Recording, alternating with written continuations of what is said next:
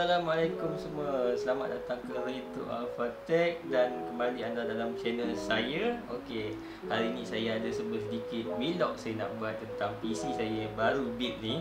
Okey, sebenarnya saya tak nak build, tapi adalah saya ada impian untuk build satu sistem.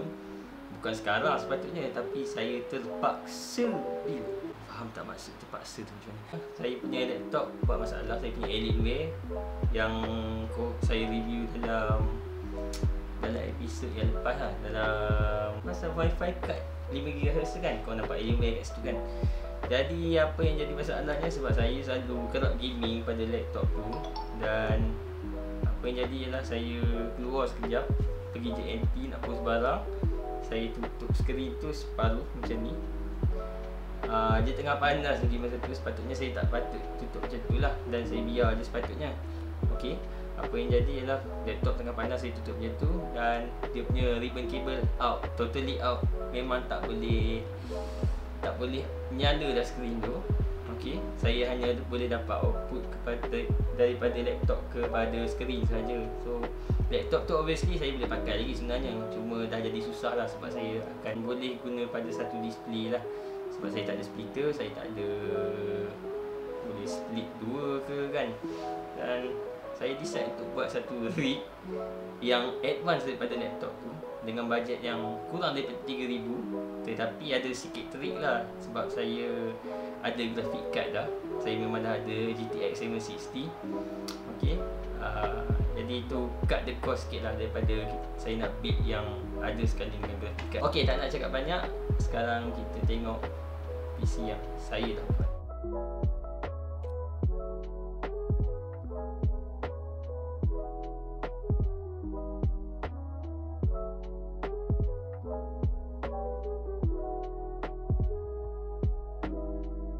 Okey, cerita pasal hardware yang ada dalam ni, dalam PC saya ni. Saya menggunakan motherboard TUF Gaming D450 M.2.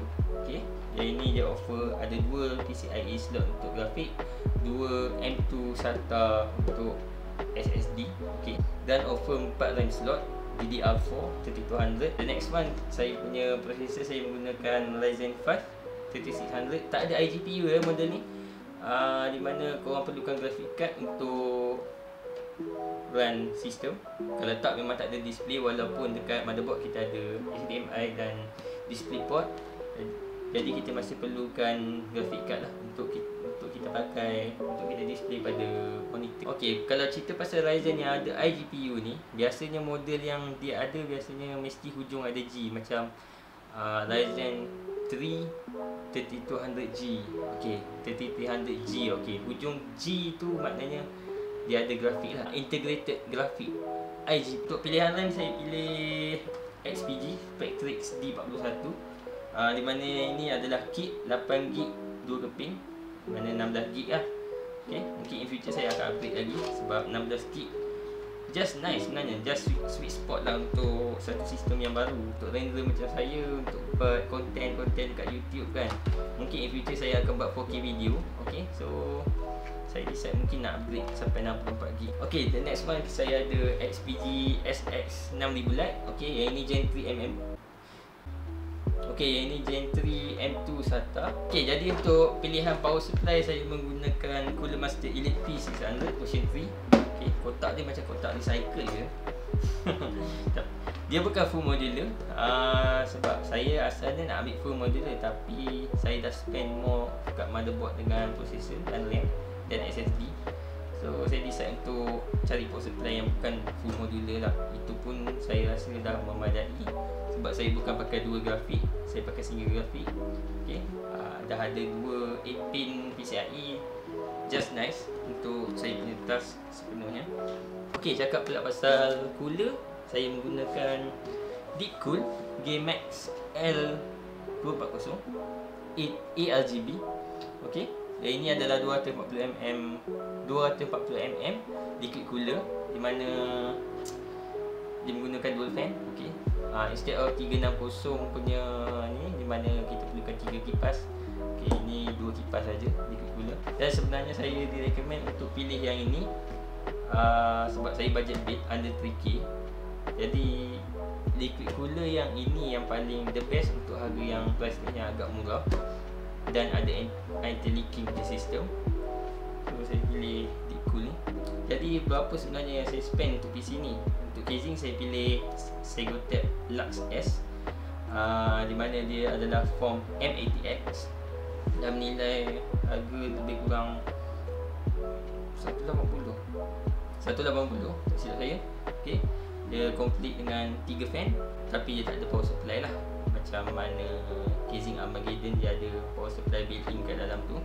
Okay, saya tak recommend sebab saya punya sistem, saya nak pakai graphic card, saya tak nak pakai lah power supply yang terlampau rendah dia punya watt. Cooling system Deepcool tadi A240 tu saya spend dalam RM300, dan Ryzen 5 3600 lebih kurang 900. Bulan lepas murah sebenarnya, tapi saya tak build. Okey.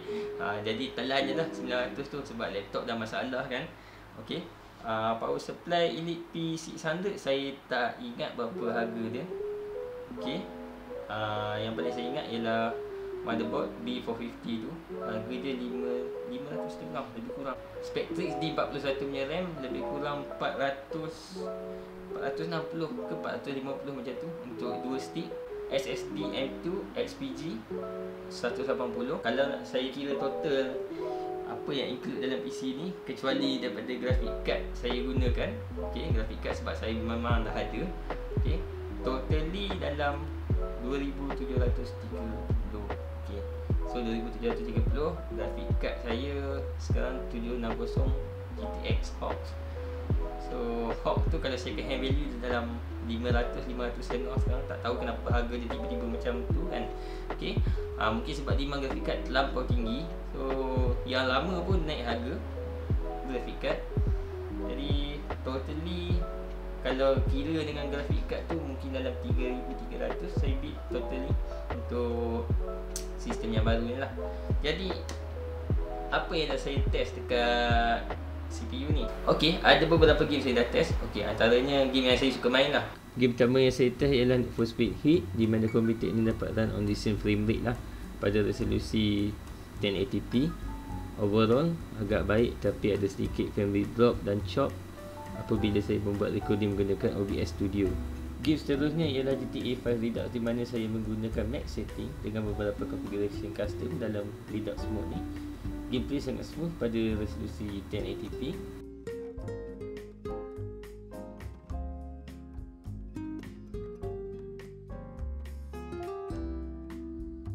Baik, game seterusnya ialah BeamNG Drive, di mana sebelum ni saya mengalami experience yang sangat teruk apabila main di laptop Alienware. Hampir setiap masa akan berlaku stuttering, di mana perkara itu tidak berlaku pada build saya kali ini walaupun menggunakan GTX 760. Saya menggunakan konfigurasi 1080p high tanpa sebarang masalah seperti auto quit atau DXG error walaupun saya main dalam tempoh yang lama. Okey, game terakhir yang saya test ialah Detroit Become Human. Hanya konfigurasi 720p resolusi dan semua detail set kepada low. Ini adalah kerana faktor grafik card saya yang agak kentang, di mana Detroit memerlukan GPU yang lebih tinggi untuk main pada resolusi dan detail yang tinggi. Tapi saya tak boleh kata banyak selagi ia masih di tahap playable tidak lebih dari 30 fps.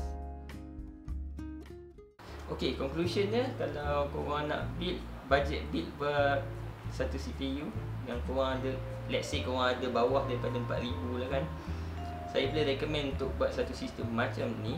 Tapi graphic card korang cari second hand lah. Maknanya range korang boleh cari RX 550, GTX 760, GTX 950. Memang not bad untuk kita buat gaming yang agak light gaming lah, bukan tu extreme yang push to ultra. Okay, dengan resolution 1080p bukan 4K. Okay. Dan mungkin korang nak buat rig untuk korang buat rendering yang cepat ke apa, saya sangat recommendkan untuk pakai Ryzen. Dia punya processing power sangat laju. As comparison, kalau korang nak build sama ada Intel atau AMD, pada saya lah, pada pendapat saya lah, sebab saya Intel fans untuk beberapa tahun selepas saya last build FX 6300. Last rig yang saya build 2013. Okay, itu last rig yang saya build. mana saya menggunakan 970FX punya motherboard. Pada masa tu saya punya build tu, saya compare dengan Intel Core i5 pun dia agak jauh beza tau. AMD masa tu bug rendering memang out lah kalau compare dengan Intel. Okay, so lepas tu saya jual rig tu, dan saya tak build Intel punya CPU untuk beberapa tahun sebab saya student masa tu. Jadi saya menggunakan laptop lah. All the time saya guna laptop sana, laptop sini kan. Dan semua laptop saya sepanjang daripada 2014 sampai ke 2021 ni, semua saya pakai Intel base. Okay, Intel base saya terus terang cakap, dia boleh perform tapi tak sama dengan AMD Ryzen yang saya ada sekarang. Jadi setakat itu saja perkongsian saya untuk kali ni, untuk vlog ni. Dan insyaAllah ada masa akan datang saya akan kongsi lagi apa yang saya tahu. Dan yalah, jangan lupa like, share dan subscribe channel saya. Tekan butang loceng kat bawah tu. Yulil Bro here akan sentiasa berkongsi segala pengalaman yang ada, insyaAllah. Okay, mana yang korang perlu tahu ke apa ke, insyaAllah just drop a comment down here. Kod korang ada nak tanya apa-apa ke, just share. Saya insyaAllah sedaya upaya saya akan cuba untuk menjawab soalan korang tu. Okay, itu saja untuk kali ini. Sekian, Assalamualaikum, bye bye.